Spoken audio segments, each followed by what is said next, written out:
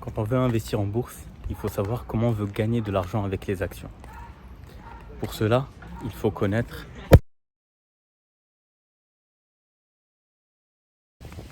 il y a les actions dites de croissance.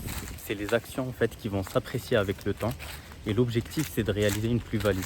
C'est-à-dire qu'on va les acheter à un prix, on va attendre qu'elles s'apprécient et on va les revendre à un prix plus élevé.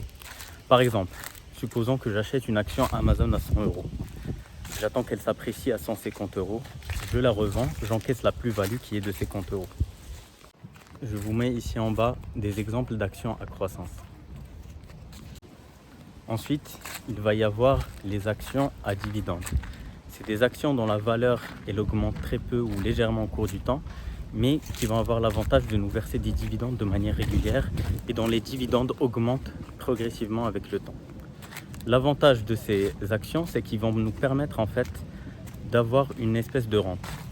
L'argent qu'on va recevoir avec les dividendes peut être soit encaissé ou soit réinvesti, soit dans la même action, en rachetant d'autres actions de la même entreprise, ou bien en investissant dans d'autres actions d'autres entreprises. L'avantage, c'est que ça va nous permettre en fait de réinvestir de l'argent touché à partir des actions et de profiter d'un effet boule de neige qui va nous permettre de faire grossir notre portefeuille petit à petit et de manière indirecte sans avoir à réinvestir constamment de l'argent. Pareil, je vous mets des exemples d'entreprises à dividendes ici. Enfin, il va y avoir les actions dites de valeur. C'est une espèce de type d'action hybride. C'est entre les actions à croissance et les actions à dividendes. En fait, c'est des entreprises matures qui sont reconnues dans leur domaine. Je vais prendre l'exemple d'Apple. C'est une entreprise dont la valeur sur le marché augmente avec le temps et dont les dividendes augmentent également. L'avantage de ce genre d'entreprise, c'est que ça permet d'évoluer sur les deux volets, que ce soit la valeur de l'action en elle-même ou aussi les dividendes qui vont également croître de manière progressive. Vous trouverez ci-dessous d'autres exemples d'actions de valeur autres que Apple.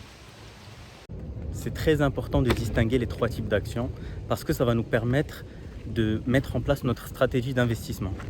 Est-ce qu'on veut acheter des actions à valeur pour pouvoir profiter de l'évolution et la croissance de leur valeur et également de leurs dividendes, ou bien des actions à croissance, qui sont des actions qui évoluent de manière très rapide, mais qui vont être volatiles à contrario, et qui vont nous permettre de faire croître de manière rapide la valeur de notre portefeuille. Ou bien, on veut peut-être des actions à dividendes pour pouvoir profiter d'une rente qui, somme toute, est légère par rapport à la croissance des actions à valeur, mais qui va nous permettre d'avoir du cash qui va pouvoir être réinvesti dans d'autres actions ou bien réinvesti dans la même action ou tout simplement utilisé par vous directement. Voilà, c'était tout. Je vous dis à très bientôt avec